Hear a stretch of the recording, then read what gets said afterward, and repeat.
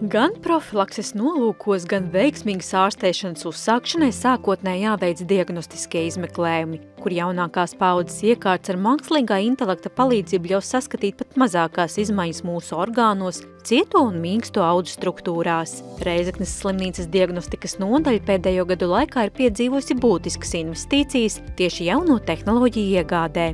Bez diagnostikas nevar ne ķirurgs, ne traumatologs, ne ģimenes ārsts, jo pacientam pirms viņu ārstēt ir jāzina, no kā ārstēt. Un noskaidrot, no kā ārstēt, var izmantojot diagnostikas dažādības metodas. Reizeknes slimnīca šobrīd tiešām piedāvā tiešām lielu pakalpojumu klāstu. Mums ir jauni 2 datortomogrāfijas aparāti, tāpat arī mums ir iepirkti jauni ultrasonogrāfijas aparāti, arī zondes ir jaunas, līdz ar ko varam veikt arī muskuloskeletālos izmeklējumus, ir jauna rentgena aparatūra.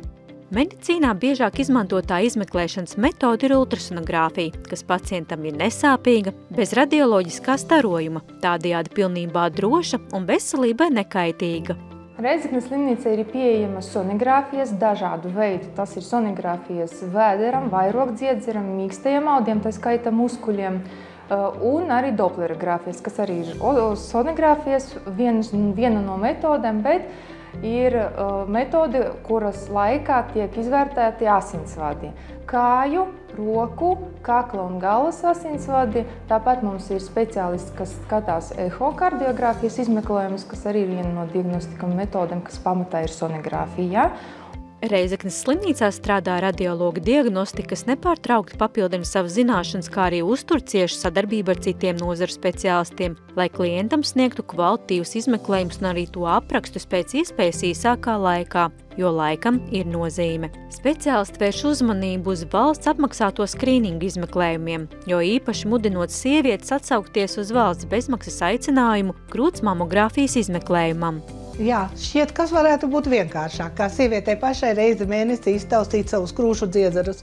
Neskaidrības gadījumā ar ginekologa vai ģimenes ārsta nosūtījumu veikt mammogrāfiju vai jaunākām sievietēm un sievietēm ar mazām krūtīm vēl ultrasonogrāfiju. Un, ja tiek atrasta patoloģija, konsultēties kaut kur tālāk. Ir visas iespējas mums uz vietas veikt šos izmeklējumus. Ir slimnīcā kvalitatīvs mammogrāfs, ir kvalitatīvs ultrasonogrāfs, un šie izmeklējumi ir pieejami. Vajag tikai gribēt, bet, diemžēl, ir tā, ka sievietes, kuras saņem uzaicinājumus, tas ir vecumā no 50 līdz 69 gadiem, ļoti bieži neierodas uz šo izmeklējumu. Ir tāds apstākļis, kā krūtsvēzis ļoti reti sāp, parasti nekad nesāp. Un es kāpēc dāmas, ja nesāp, tad nekas nopietnas nav. Bet izrādās, ka, ja mēs runājam par krūšu dziedzeriem, tas ir pilnīgi pretēji. Mammogrāfija ir zelta standarts krūts dziedzeru izmeklēšanā, jo īpaši tā ir ar tomosintēzes programmatūru, kas ļauj izmeklēt krūts dziedzeri milimetru pa milimetram. Šāda iekārta ir arī Reizeknes slimnīcā. Un tādēļ man gribētos lūgt visas dāmas izmantot šo iespēju. Mēs daudz atgādinām, ka katram no mums rekomendējums rūpēties par savu veselību profilaktiski, jo agrīni atklātas izmaiņas ir veiksmīgāk ārstējamas. Skaitās, ka profilaktiskos nolūkos pacientam un cilvēkam būtu jāizmeklējas aptuveni no 25 gadiem. Bet tas ir tas pamats, kurā laikā var veidoties dažādas saslimšanas. Bet, protams, ja anamnēzē pacientam vai arī bērnam, vecākiem ir bijušas kādas nopietnas saslimšanas, tad, protams, diagnostiku var arī sākt no jaunības, no bērnības.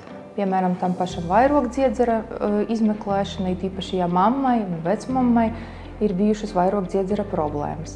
Vēlamies vēl pieminēt, ka neskatoties uz jau plašo diagnostisko pakalpojumu klāstu, jau tuvākajā laikā plānotas jaunas investīcijas.